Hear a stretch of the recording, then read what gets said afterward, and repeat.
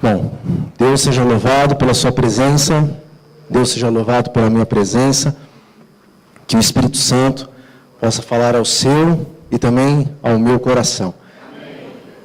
Bom, eu não sou um cantor, mas algumas vezes quando eu vou pregar, Deus coloca no meu coração para que eu cante um hino em especial. Eu também não sou compositor. Mas um dia, saindo para o trabalho, Deus colocou no meu coração, compõe essa música. Eu falei para minha mãe, olha, eu acho que Deus quer que eu componha uma música. Quando eu voltar do trabalho, eu vou compor. E ela disse, não, se ele falou, componha agora. Em questão de minutos, Deus me deu a letra. E por isso eu tenho certeza que não fui eu, mas Deus que concedeu essa letra e essa melodia. É uma oração. Que os irmãos fiquem à vontade neste momento para fechar também os olhos e estarem com a letra assim orando. Aleluia, aleluia, aleluia, aleluia. Aleluia, aleluia, vamos preencher com teu poder, vem habitar em nosso ser, vem o nosso rosto iluminar, brilhe nossa face a proclamar de toda a tua glória e amor, da santidade do Senhor. Venha nos mostrar que tu és fiel, conforme a profecia de Joel. Então os nossos filhos profetizarão e os velhos sonharão. E o Evangelho proclamarão, milhares de jovens aclamarão, que chegou a hora de se julgar. Temei o Deus do céu, terra e mar. Babilônia veio a cair, ai daquele que a ela se une, os 7 pragas se derramará, aos que ela adorar, mas ao justo haverá perdão, no sangue do Cordeiro sem a remissão, e na santa cidade poderão entrar, e para sempre adorar. Suplicante está o coração, concede-nos agora santa unção, para acudir o pecador. Ouve, ó Deus, o clamor, teu exército se formará, a igreja triunfante aparecerá, toda revestida de poder, para a batalha se vencer. Espada da palavra empunhar, sandálias do Evangelho se calçar, capacete nos dará, e a couraça nos guardará. Adiante deles fogo marchará, o Senhor glória os escudará,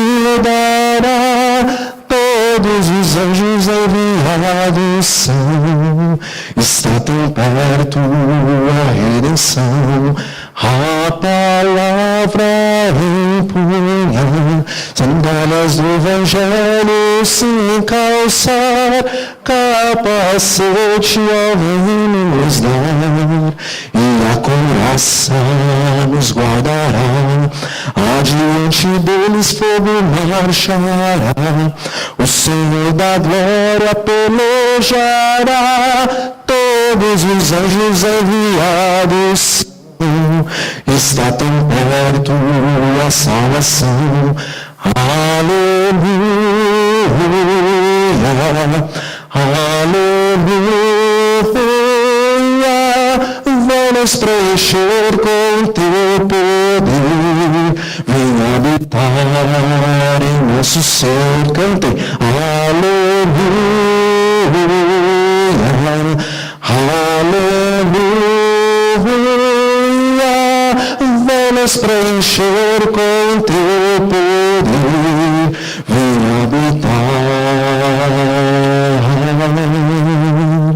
em nosso ser. Amém. Está falhando o microfone? Não? Está bem? Ok. Bom, vamos então orar para que Deus continue a nos abençoar de uma maneira especial agora que nós vamos abrir a sua palavra. Senhor, nosso Deus e nosso Pai, graças nós lhe damos porque estamos aqui em tua casa de oração.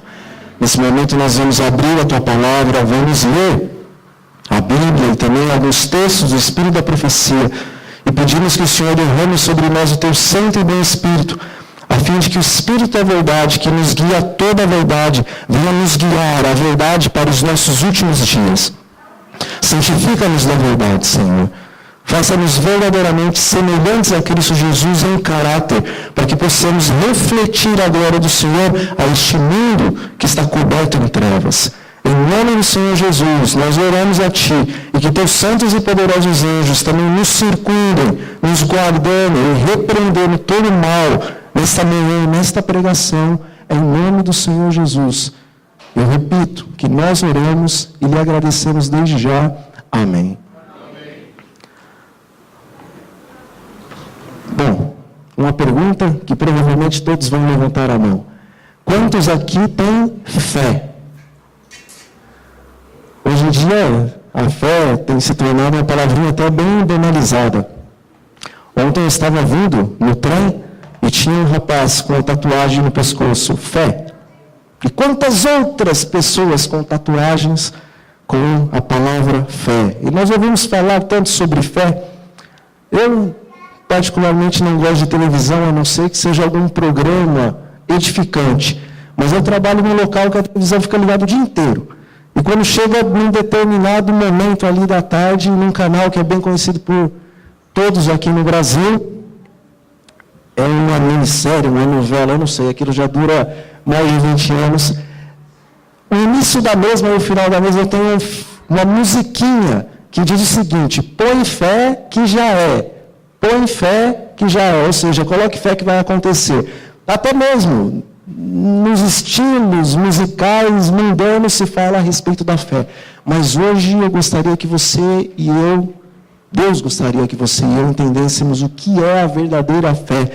E hoje Ele gostaria de provar, você e eu, se realmente nós temos, como levantamos a mão, a verdadeira fé. Abramos então a palavra de Deus no livro de Hebreus, capítulo 11, versículo 1.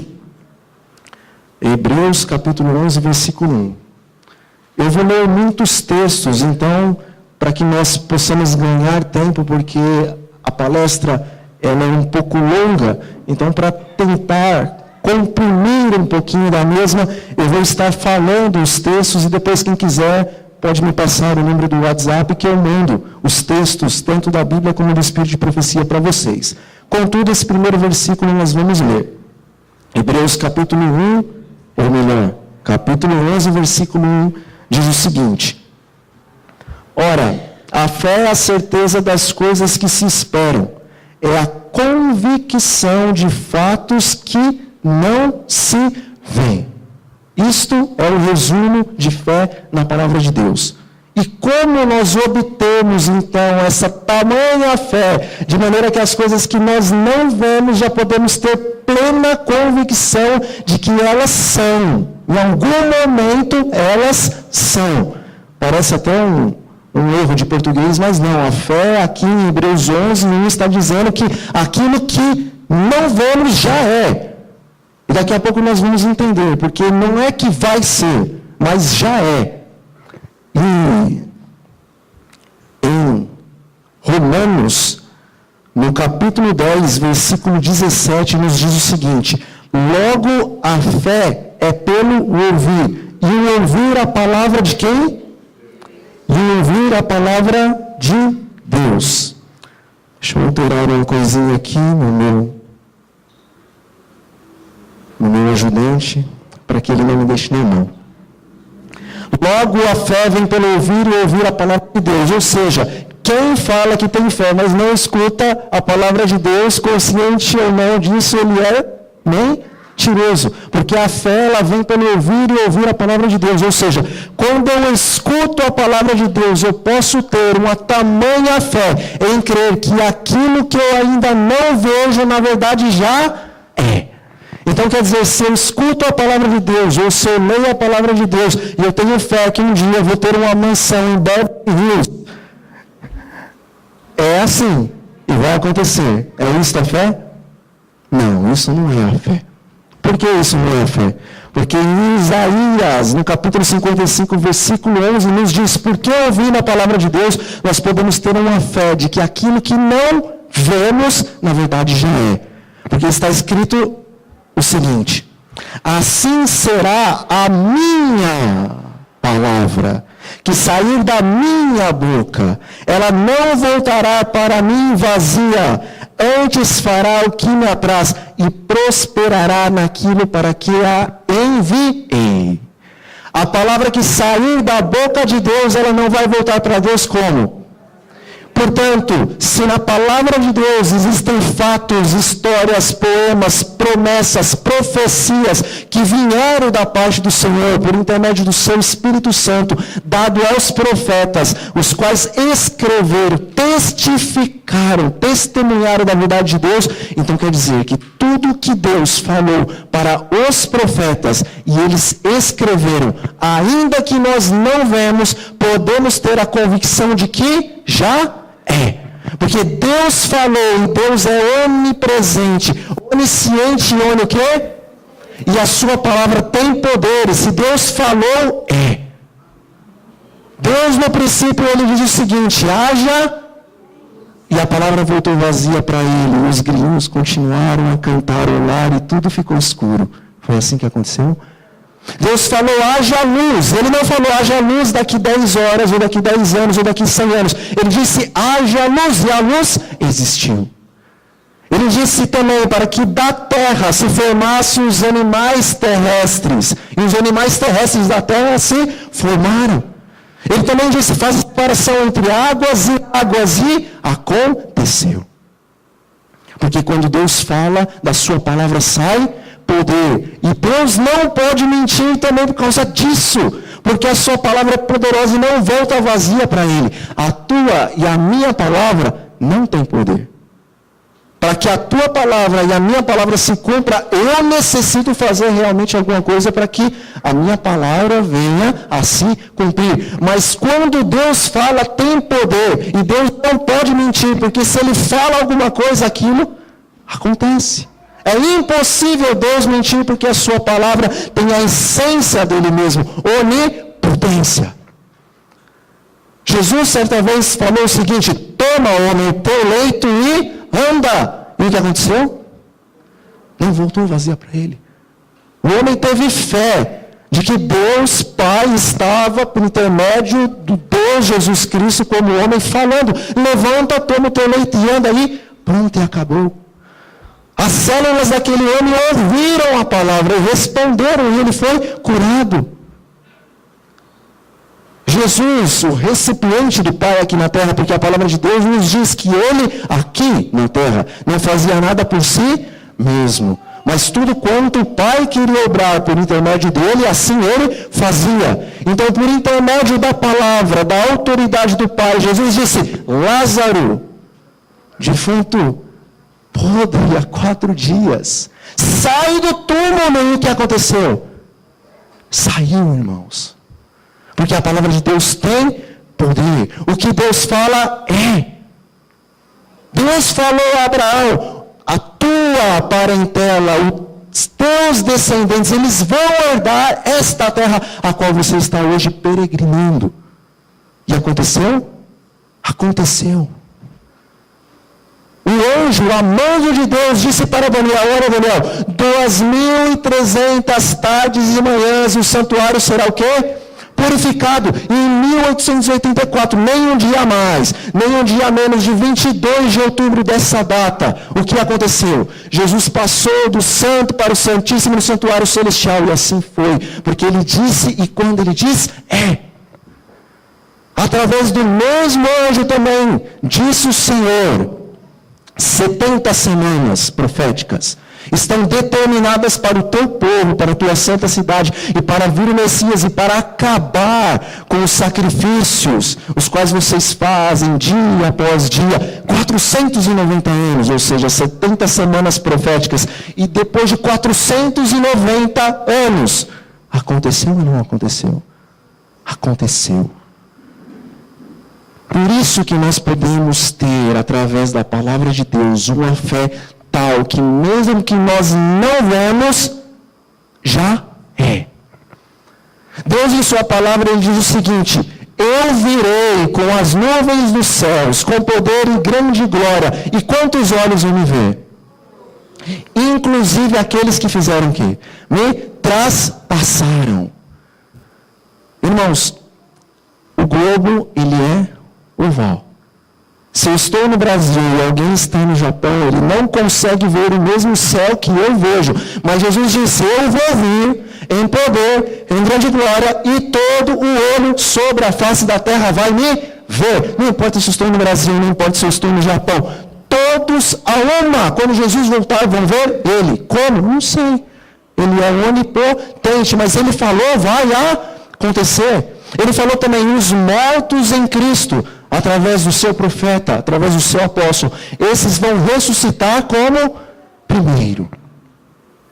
Jesus estava dizendo, desde Abel, o justo, o primeiro mártir, até o último dos santos que morrerem, eles vão ressuscitar quando ouvirem o toque da última trombeta, quando o arcanjo, eu mesmo, diz Jesus, abrir a sua boca e dizer, ou falar, levantai-vos, despertai-vos, vós que no pó da terra dormem, todos a uma vão surgir. Não importa se morreram por morte natural, não importa se foram decapitados, se foram esquartejados e separaram cada uma das partes do seu corpo nos vários países do mundo, não importa se foram cremados por algum motivo, e as cinzas foram espalhadas na água, e uma parte ficou no Oceano Atlântico, outra no Índico, outra no Pacífico, não importa. Quando eu voltar, todos que morreram em mim vão o quê? E os vivos em Cristo, em um abrir e fechar de olhos, num instante, em milésimos de segundo, o que vai acontecer com eles?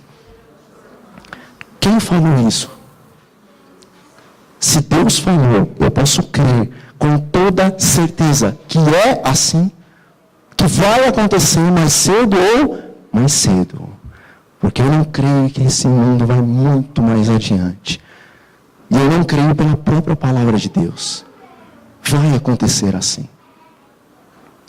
E se você e eu cremos que a palavra de Deus é poderosa para tudo quanto Ele falou, toda promessa, toda profecia se cumprir categórica, cabalmente.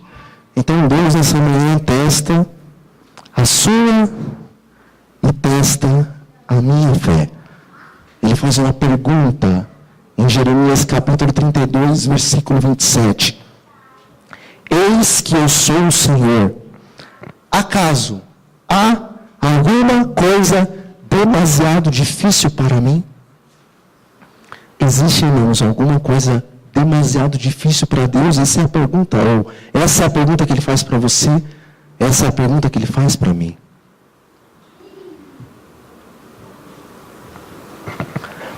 Deus também diz, agindo eu, quem me impedirá? Quem no céu, quem na terra é onipotente, como o Senhor, para me impedir de fazer alguma coisa? Não tem nada difícil para mim. Se eu quiser fazer, eu faço. Eu acredito que todos aqui, se eu abrisse espaço para responder, tem alguma coisa demasiado difícil para Deus? Todos responderiam cabalmente e corretamente. Não tem nada difícil. Nada difícil em demasia para Deus. Se não existe nada difícil para Deus, e tudo quanto o Senhor falou, tudo quanto está na sua palavra, nós podemos crer que então vem agora o teste de Deus. Em 1 Pedro 1,16 e em Mateus 5,48 está escrito o seguinte: palavras do Senhor, da sua própria boca ou registradas através dos seus profetas. 1 Pedro 1,16 e Mateus 5,48. Pois está escrito: sejam santos, porque eu sou santo. Ele vai mais além. Sede vós, pois, perfeitos, como é perfeito o vosso Pai que está nos céus. Quem falou? A palavra de Deus tem poder? Existe alguma coisa que é muito difícil para Deus que Ele não possa fazer? Porque, na verdade, está escrito que quase tudo é possível para aquele que... É assim que está escrito? Ele diz tudo. O que é tudo? Tudo é tudo. Simples assim. Tudo é tudo. E o Senhor Jesus disse: sede vós santos como eu sou santo, e sede vós perfeitos como perfeito é vosso Pai celestial. É palavra dele.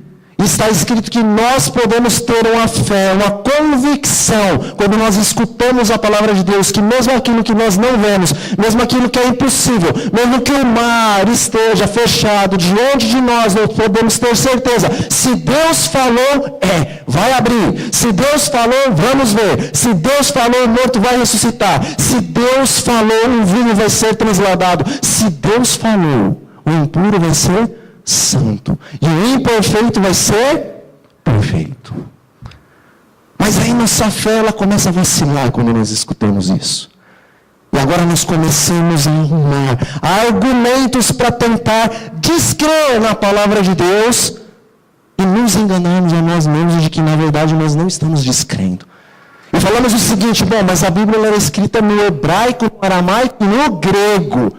E quando nós pegamos essas palavras santidade e perfeição, no hebraico, no aramaico, no grego, quando nós olhamos o contexto pelo qual elas foram proferidas, então nós chegamos à conclusão que ele está dizendo: elas sejam separados como eu sou separado. Ele não está falando de santidade, de pureza, de propósito, de pensamentos, não é isso.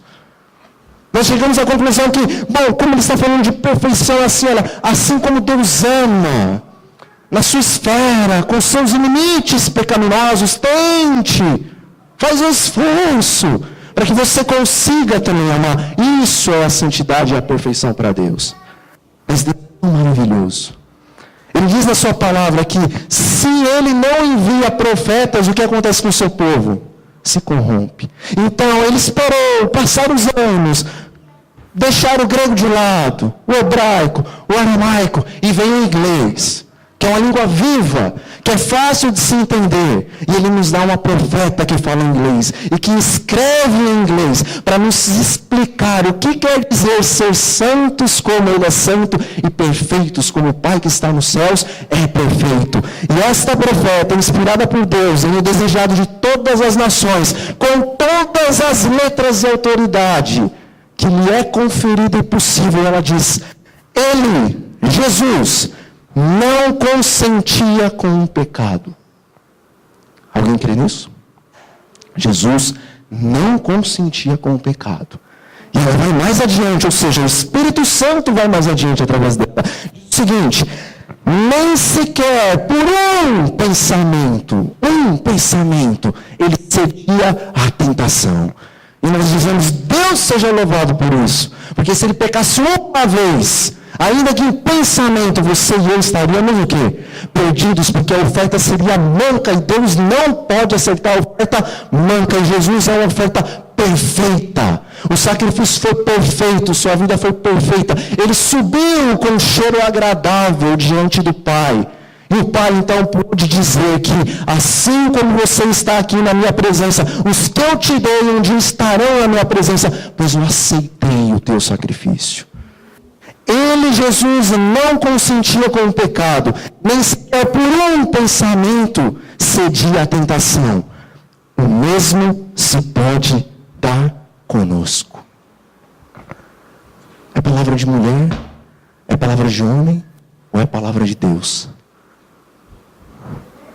Eu não sei quantos aqui creem que Deus tem um profeta para esses dias. Mas todos aqueles que creem que Deus tem um profeta para esses dias, então tenha a certeza, a plena convicção, que se um profeta escreve uma coisa que não está de acordo com a vontade de Deus ou com a palavra de Deus, ele não pode ser profeta de Deus e ele deve ser completamente rechaçado. Ele deve ser completamente deixado de lado.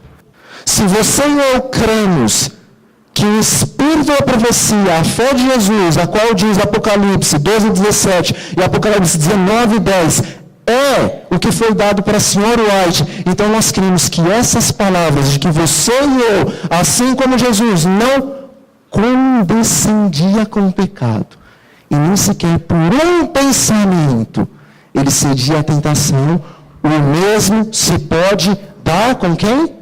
Conosco. Essa é a palavra de Deus. É isso que significa ser de santos, como eu sou santo, e perfeitos como o vosso Pai Celeste é perfeito. Deus está dizendo através da sua profeta: eu presenteio vocês com uma santidade tal, que assim como eu não consentia com o pecado, e nem sequer por um pensamento eu cedia a ele, vocês também podem chegar a tal patamar de santidade. Amém? Amém. Como Jesus conseguiu então essa maravilha? Porque ele diz que nada eu posso fazer por mim mesmo. O mesmo texto, o desejado de todas as nações, ele continua nos explicando. Mas antes vamos entender o que é pecado. Hoje em dia, irmãos, nós queremos fugir do peso dessa palavra. E começando pelos líderes, também vindo para os leigos, agora nós queremos determinar 12 termos de pecado na palavra de Deus. Existe pecado X, pecado Y, pecado A, B, C. O X e o Y é impossível para o homem, mas o A, o B e o C, Deus dá poder para que nós possamos vencer. É assim a nossa teologia hoje. A teologia do tempo de Jesus Cristo era a seguinte: quem é esse que vem de Nazaré? Ah, esse aí é o filho de Belial. Está assim com Deus Zebu. Não é o Messias. O que a gente faz com ele então? Crucificam. Ouviram então as autoridades, sem consultar a palavra, e fizeram o quê? Com o Rei da Glória. Crucificaram. E com relação a nós, o que diz a palavra de Deus com relação a mim e a você? A você e eu, de nossas vidas espirituais. Será que nós somos tão diferentes daqueles que crucificaram o príncipe da vida? A palavra de Deus nos diz no livro do Apocalipse: pois tu pensas, tu dizes, que é rico e abastado e que não tem falta de nada. Ah, nós temos por pai Abraão. Hoje nós estamos dizendo, nós temos o sábado, nós temos a Ellen White, nós temos os pais dessa igreja, nós temos Daniel falando que essa é a igreja profética. Nós somos ricos, somos abastados e não temos falta de nada. Mas vocês não sabem que são miseráveis, pobres, cegos e nus. Aconselho a vocês que comprem o quê? Ouro refinado pelo fogo. E vestes brancas para se vestirem, a fim de que não seja manifesta vergonha na tua nudez. E o quê? Colírio para os olhos, a fim de que veja. Deus é muito sábio. Qual que é o nome da profeta dessa igreja? Completo. Alguém sabe? Ellen White. O Harmon foi tirado quando ela se casou. E ficou Ellen White. Alguém sabe o que significa Ellen, traduzindo do inglês para o português? Olhos claros. No tempo dela, para se dizer na farmácia, eu quero um colírio, se dizia, eu quero Ellen. Ellen significa olhos claros. O que significa o segundo nome dela? Gold. ouro. E o que significa o terceiro nome dela, white? Colírio, ouro e branco. O que Deus pede para você e eu, para essa igreja comprar? Ouro, colírio e vestes de que cor? Branca. Deus está dizendo,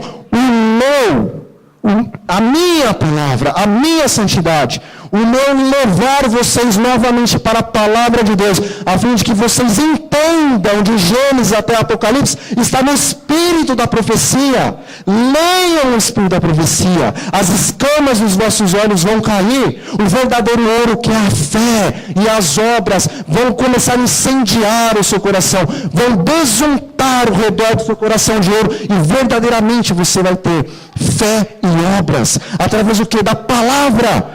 Porque foi o mesmo Espírito que inspirou os profetas e os apóstolos, que foi o Espírito que inspirou a senhora White. E quando nós lemos a palavra de Deus, o Espírito Santo nos santifica. Quando nós lemos o Espírito de profecia, o Espírito Santo nos santifica e nos leva para a Bíblia. As vestes brancas são a justiça do Senhor Jesus Cristo. E nós não sabemos o que é verdadeiramente justificação pela fé. A senhora White lutou para tentar levar a igreja a compreender o que é justificação pela fé. E a igreja rejeitou. Eu não sei quantos aqui conhecem o que se passou em 1888. E se vocês não conhecem, procurem. Porque Deus levantou 2 homens naquela época. Os jovens pastores Wagner e Jones. E deu para eles a mensagem da verdadeira justificação pela fé.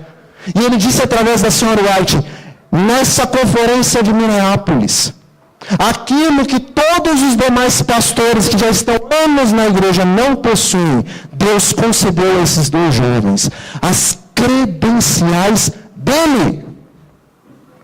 Mas a igreja decidiu rejeitar a mensagem de Wagner e a mensagem de Jones. E dividiram, separaram a senhora White, mandaram ela para a Austrália, mandaram os 2, cada um para um lugar. E depois de alguns anos, após 1888, autorizada pelo Espírito Santo de Deus, a profeta de Deus pôde escrever para o irmão Haskell, se na conferência de 1888, a liderança e os leigos não tivessem rejeitado a mensagem de Wagner e de Jones, em 2 anos, o Senhor voltaria nas nuvens dos céus. O dia e a hora não foi anunciado, mas o tempo foi anunciado. Mas pesarosa ela teve que escrever, agora eu sinto que, infelizmente, nós ainda vamos ficar muitos anos nesse deserto.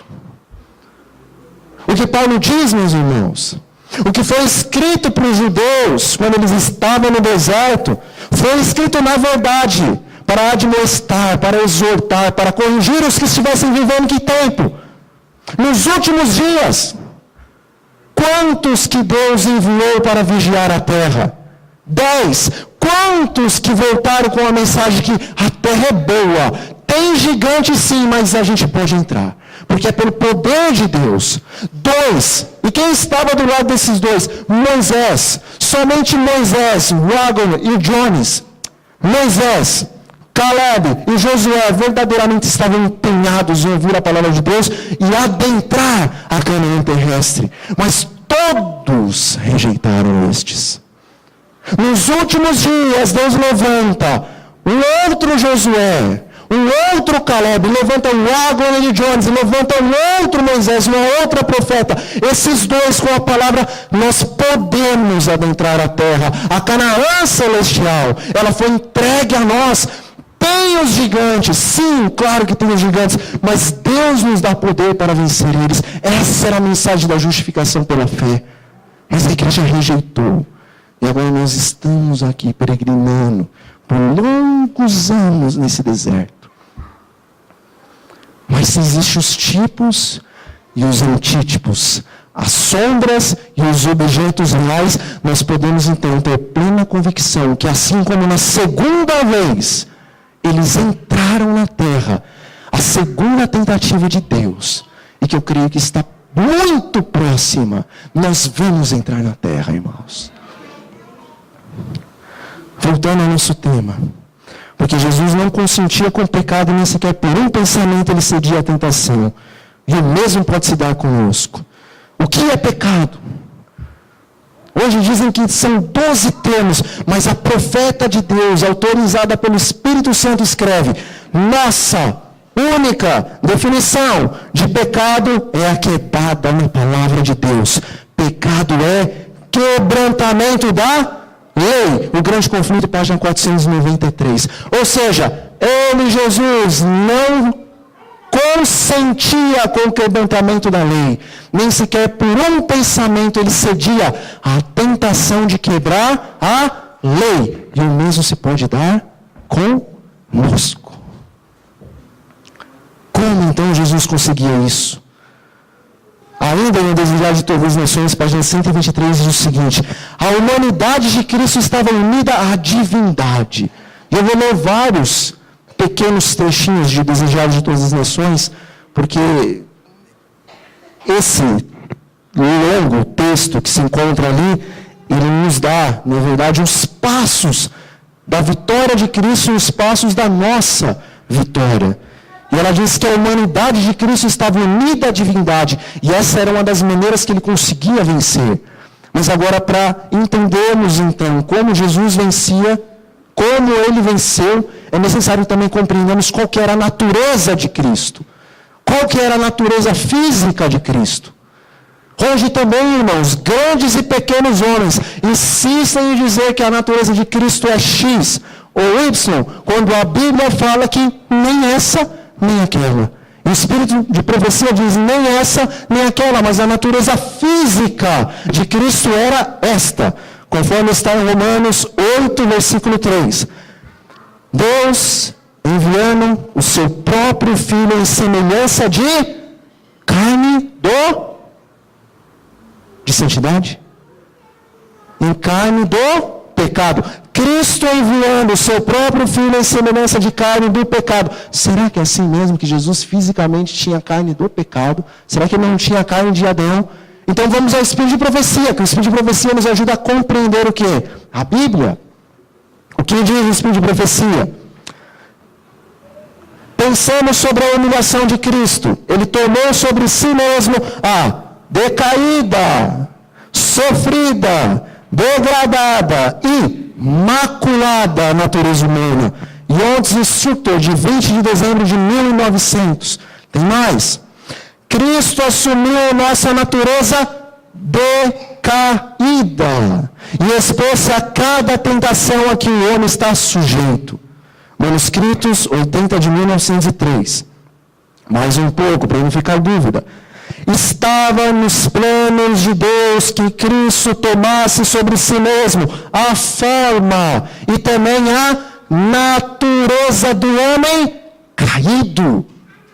Espiritual Gifts, volume 4, página 115. Fisicamente, Jesus tinha a mesma carne que você e eu temos só 2000 anos atrás. Que já era tão degenerada como a tua e a minha são, fisicamente.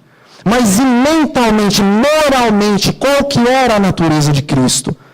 Diz o Espírito de profecia, a natureza divina, combinada com a humana, tornou-o suscetível de ceder às tentações de Satanás. Aqui, o teste de Cristo era tanto maior do que aquele que Adão e Eva enfrentaram, pois ele tomou a nossa natureza decaída, mas não corrompida. Manuscrito 57 de 1890. Quem gerou Cristo no ventre de Maria? O Espírito Santo, este santo ser que vai ser gerado em ti.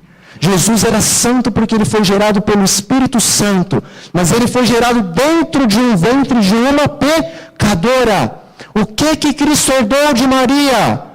Natureza física, decaída, degradada, sofrida e maculada. Mas o que ele herdou do Espírito Santo? Natureza moral divina. Havia uma combinação do divino com o humano, do santo com o decaído. Em mente e moral, Cristo não era corrompido desde o ventre da sua mãe, mas fisicamente. Eu não tenho mais textos para ser tão claro. Fisicamente, diz a Bíblia, o Espírito de Profecia, Jesus tinha a carne decaída. Paulo fala que na carne tem a lei que limita contra o quê? Contra o Espírito. Mas Cristo, desde quando ele nasceu, ele tinha na sua mente, na sua moral, a lei do Espírito. E agora, a lei do Espírito e a lei da carne conflitavam por 33 anos na vida de Jesus. E como com esse conflito diário, Cristo conseguiu vencer? Ainda em O Desejado de Todas as Nações, página 123, diz o seguinte: ele estava limitado para o conflito mediante a presença interior de quem? Do Espírito Santo. Manhã após manhã, ele, Jesus, se comunicava com o Pai Celestial, recebendo dele diariamente um renovado batismo do Espírito Santo. The Sins of the Times, 21/11/1895. Jesus nasceu com uma moral divina, santa, imaculada, irrepreensível, mas fisicamente ele herdou a natureza decaída, degradada, sofrida e maculada do ser humano. Dentro dele havia um conflito. Natureza divina conflitando com natureza carnal, caída. E qual vencia? Sempre a divina. Por quê?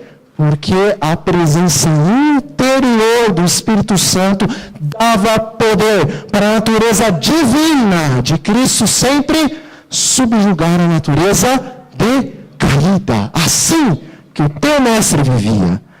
Amém? Então talvez podemos agora dizer, bom, se Jesus tinha uma natureza mental, divina, e uma física caída, recebia o poder do Espírito Santo, e não condescendia com o pecado, nem sequer por um pensamento cedia a tentação, como que ele mesmo pode dar comigo se eu nasci, diz o profeta Davi e o salmista, em pecado?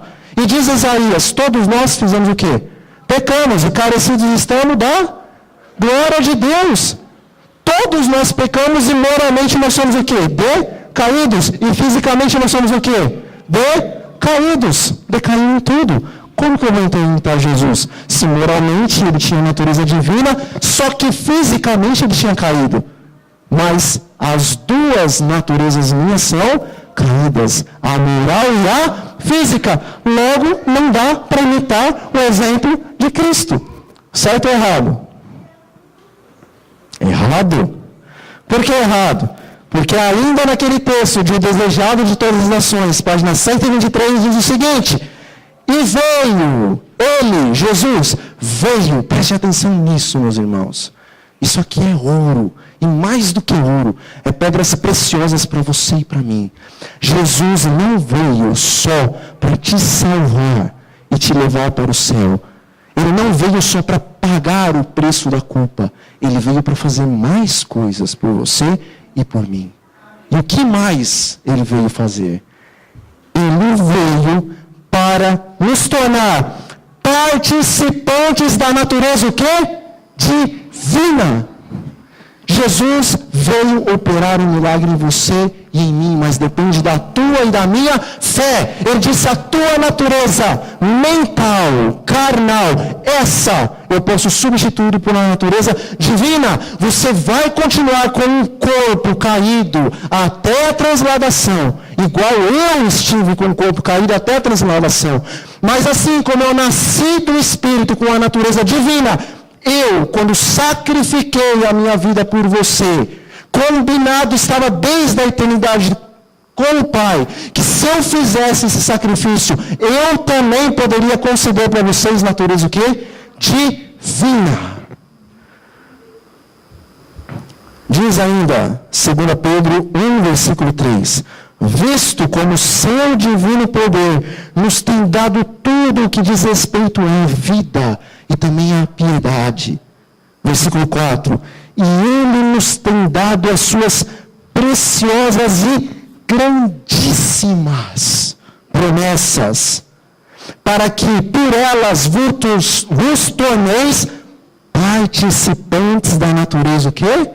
Divina, havendo escapado da corrupção que pela concupiscência há no mundo. Tem um si, tem uma condição.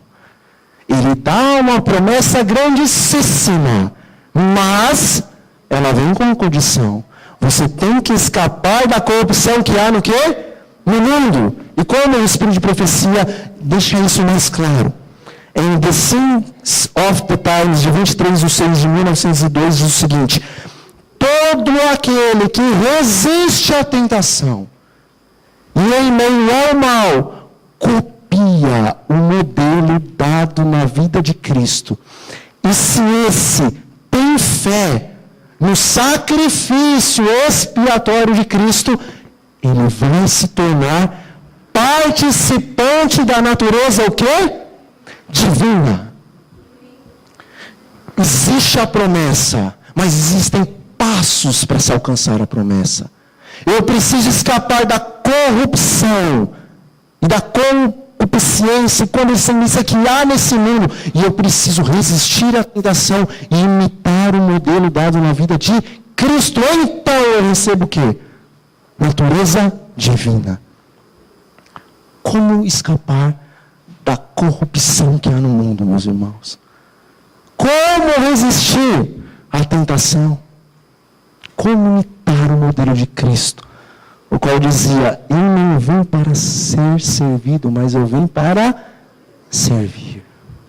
Da mesma maneira que Jesus conseguia suportar todas as tentações, é da mesma forma que nós vamos receber poder para agirmos de tal maneira a fim de podermos receber por fim a promessa da natureza divina.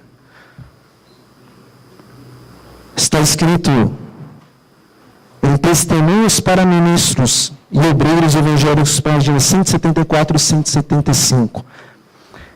Essa bênção prometida, o batismo do Espírito Santo, se ela for requerida pela fé, ela vai trazer todas as demais bênçãos juntamente com ela, e ela deve ser dada liberalmente ao povo de Deus. Diz o apóstolo Lucas, no capítulo 11, versículos 9 a 13, pedi, o que acontece?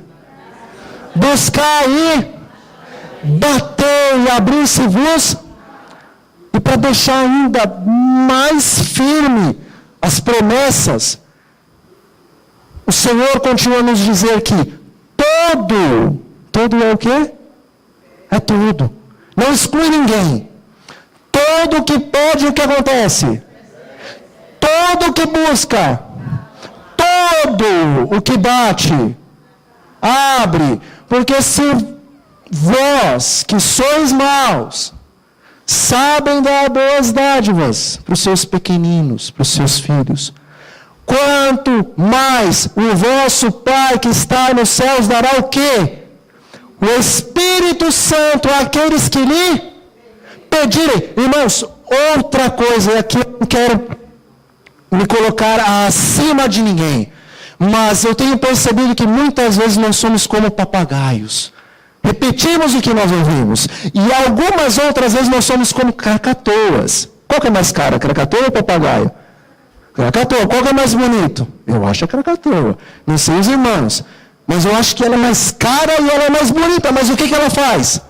Repete. E o que o papagaio faz? Repete. Não importa se você é uma krakatoa ou se você é um papagaio na igreja. O que você não deve fazer é repetir. Você deve ir buscar para ver se é assim mesmo.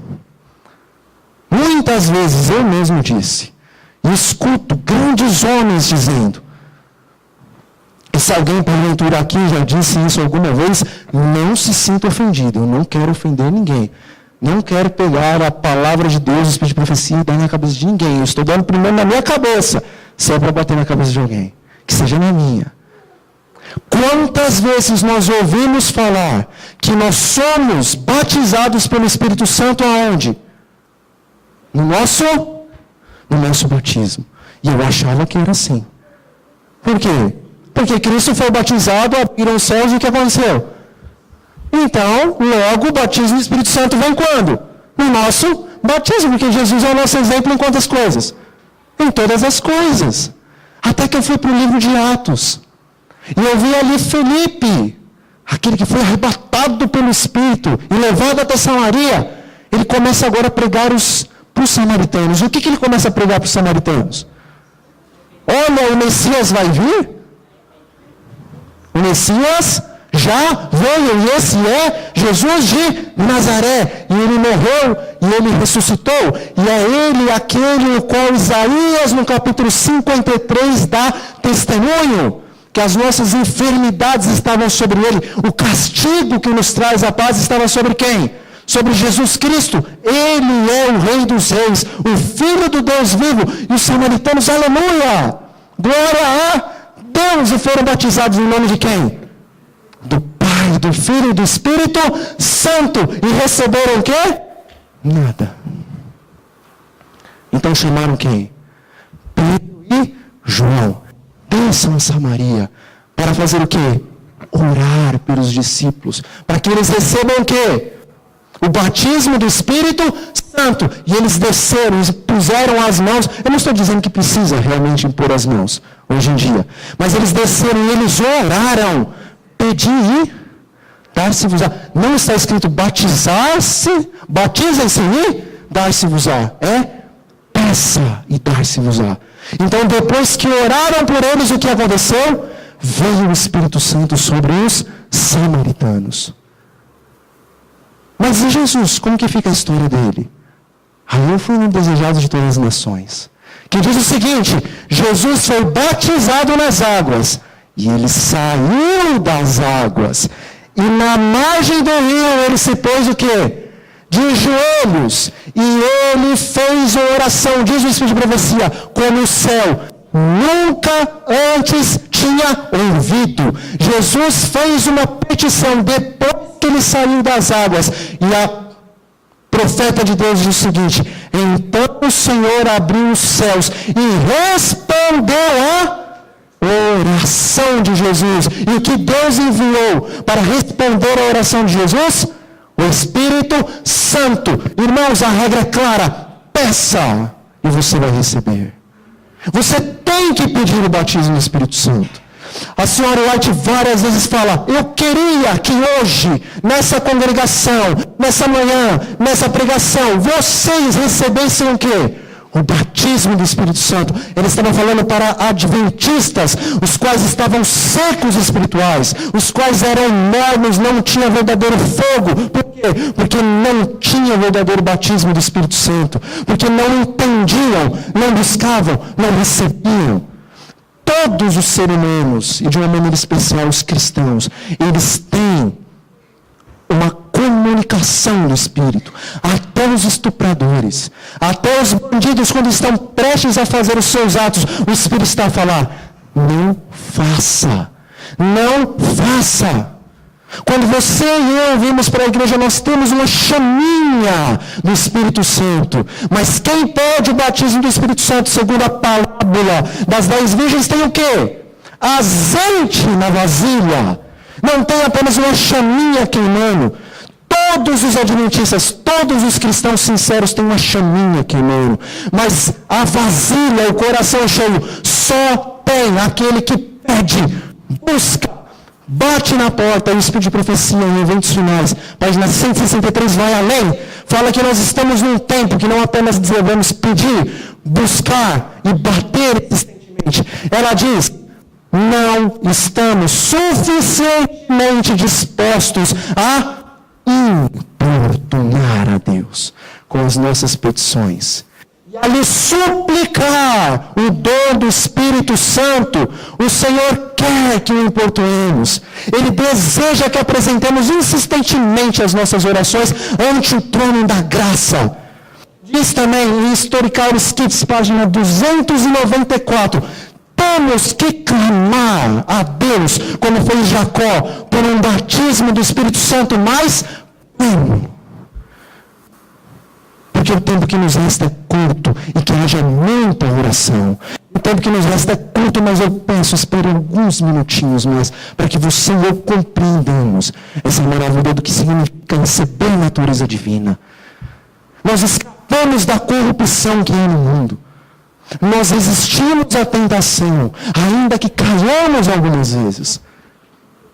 Nós copiamos o modelo de Cristo, ainda que algumas vezes não chegamos aonde realmente Deus queria que nós chegássemos, quando nós recebemos o quê? Batismo do Espírito Santo. Irmãos, a tua vida, e eu vou me prender um minutinho pelo menos nisso, a tua vida e a minha vida, ela é como ela é, porque você e eu não clamamos pelo batismo do Espírito Santo. Não importunamos a Deus pelo batismo do Espírito Santo. O Senhor deseja que nós o importunemos. E o que é importunar? É de manhã você levantar e obrigado pela noite, guarda todos os meus filhos, o meu marido, a minha esposa, etc. O batismo do Espírito Santo, Senhor, já estava esquecendo. Dai-me também essa bênção. É isso que é importunar, irmãos. É isso que é clamar, como fez Jacó pelo batismo do Espírito Santo. O Senhor está dizendo, é para você levantar, pedir no batismo, é para você passar o dia inteiro. Vai orar pelo seu filho, peça, Senhor, batizo, derrama o Espírito Santo sobre a vida dele, traga ele para a igreja, derrama o Espírito Santo sobre mim, vai comer, não peça sua bênção pelo alimento, fala, Senhor, dai-me o Espírito Santo, porque o Espírito Santo dá a temperança, eu preciso da temperança para vencer o meu pecado contra o apetite. Dai-me o Espírito Santo quando eu vou pregar, quando eu vou testemunhar de Jesus. Dai-me o Espírito Santo em tudo, quando eu vou educar os meus filhos, quando eu estou na minha faculdade, quando eu estou no meu trabalho. Importune a Deus. Você acha que os discípulos nesses 10 dias no cenáculo eles fizeram o quê? Importunaram a Deus. Dai-nos a promessa. E quando Deus fala, o que acontece? Ele cumpre. Se está na palavra dele, então você pode ter certeza que ainda que você não veja na sua vida os frutos do Espírito, se você crer e se você seguir o que ele está dizendo, peça, busque, bata, importune, você vai, eu vou receber. E você pode ter convicção de que vai acontecer. Então quando você pede, clama, importuna, acontece um milagre. Que milagre! Lembra dos 10 leprosos? Senhor, estão caindo aos pedaços. Cura-nos, por favor, por misericórdia. E o Senhor disse, fiquem puros? Não. O Senhor disse, vão até os sacerdotes e se mostrem para eles. E o que eles entenderam? Está na lei dos profetas, está na lei de Moisés. Aquele que é purificado da lepra tem que se mostrar para o sacerdote, então o sacerdote oferece o sacrifício e as ofertas, e nós somos restituídos na civilização, na sociedade. Então, mesmo não tendo o corpo curado, eles saíram agora ao encontro dos sacerdotes, querendo que em algum momento o milagre ia o quê? E a carne deles, o que dizia? Vocês estão caindo aos pedaços, não vão conseguir. E eles resistiam pela medida do Espírito Santo que tinha sido dado para eles. Carne, eu não vou te ouvir. E Satanás tentava eles, dizendo, vocês não vão ser purificados se não foram purificados na presença dele. Vocês acham que vocês vão ser purificados no caminho? Eles diziam o que para Satanás? Sai daqui, arreda-te de mim, Satanás.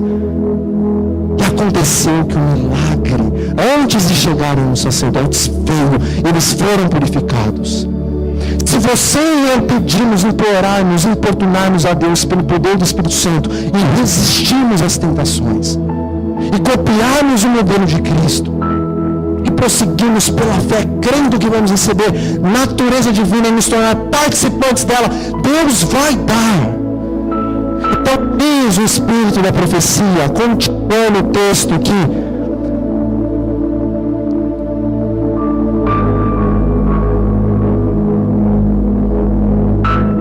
Enquanto a Ele estivermos ligados pela fé, o pecado não mais terá domínio sobre nós. Irmãos, depois que você e eu recebemos natureza divina, agora, como Cristo, temos uma mente que é santa, uma mente, como diz o Espírito de Profecia, atraída a Deus, como se Deus fosse um imã. Todos os pensamentos são levados cativos ao Senhor. Glória a Deus, meus irmãos, é isso que você e eu vamos viver nos céus. Nós temos que ser santos nos céus e vamos ser santos aqui. Deus te dá esse presente. Então, como Paulo, nós em santa humildade podemos dizer: agora já não sou mais eu quem vivo, agora é Cristo que vive em mim. O viver que eu tenho nessa carne caída, pecaminosa, eu não vivo mais o eu. Não é ela mais que dá ordens, mas é Cristo através do Espírito Santo que fala: carne, fica no teu lugar.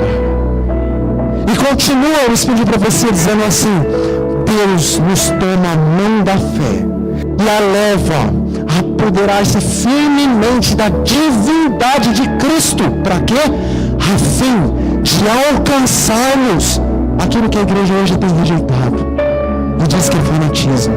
Mas o Senhor diz: a fim de nós alcançarmos perfeição de caráter.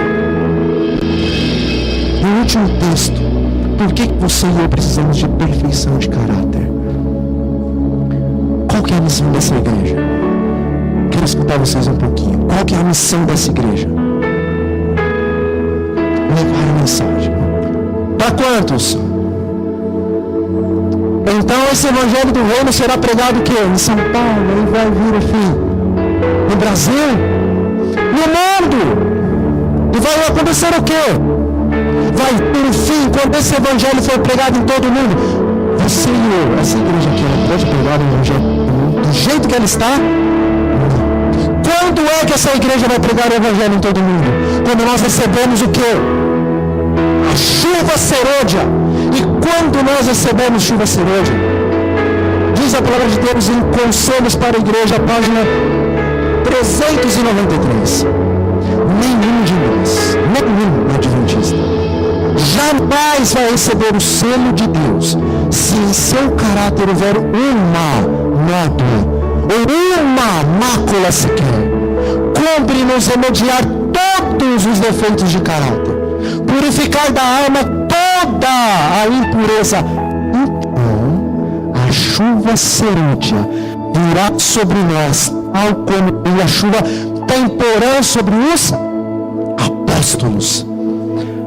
Nós precisamos ter um caráter perfeito, para que então Deus nos dê o selo. E quando Deus nos der o selo, Ele derrama a chuva serôdia. E quando Ele derramar a chuva serôdia, essa igreja vai pregar por todo mundo o verdadeiro evangelho. E isso é justificação pela fé.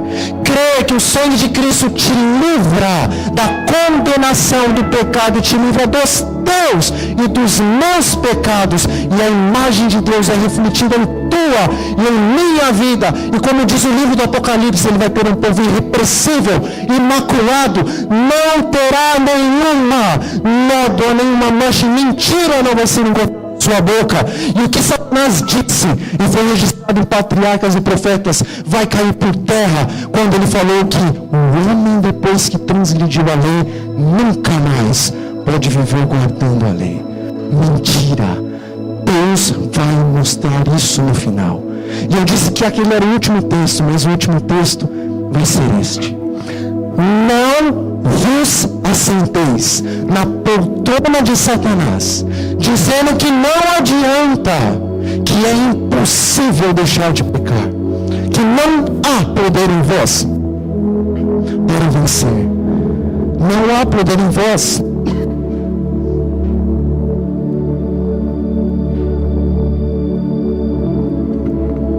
Não há poder em vós, separados de Cristo, mas tendes o privilégio de ter Cristo vivendo constantemente pela fé em vossos corações, e Ele pode vencer o pecado em vós, quando com Ele cooperardes. Lutz, o instrutor 6 de 1893. Calma na voz, mas que Deus complete a mensagem no teu e no meu coração. Vivemos nos últimos instantes, irmão. salvação da tua vida e a salvação de milhões de pessoas está nas tuas mãos, porque Deus colocou nas tuas e nas minhas mãos. Se você e eu quisermos abreviar a volta de Jesus, nós podemos, porque o povo adventista de 1888 dia, mas não quis. Mas Deus vai entrar agora com o povo na Canaã celestial.